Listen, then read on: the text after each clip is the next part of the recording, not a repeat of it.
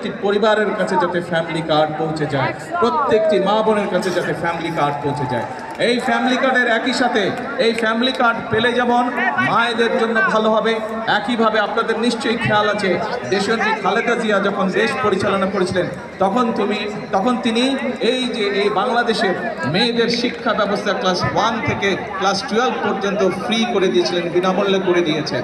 আমরা এই ফ্যামিলি কার্ডের পাশাপাশি আমরা মাদেরকে, আমাদের এই দেশের নারীদেরকে যেমন অর্থনৈতিকভাবে স্বাবলম্বী করতে পারি চাই, ঠিক একইভাবে আমরা চাই যে এই দেশের নারীরা একই সাথে শিক্ষার আরও যাতে সুযোগ পায়। সেই জন্য আমরা সিদ্ধান্ত গ্রহণ করেছি যে আমরা ডিগ্রি বা স্নাতক পর্যন্ত মেয়েদের শিক্ষা ব্যবস্থা অতি দ্রুত আমরা ফ্রি করে দেবো, যাতে তারা মেয়েদের পড়াশোনা হয়। এবং শুধু তাই নয়, মেয়েদের মধ্যে যারা ভালো রেজাল্ট করবে, পরীক্ষায় ভালো করবে, তাদেরকে আমরা সরকারের পক্ষ থেকে তাদেরকে আমরা উপবৃত্তির ব্যবস্থা করব।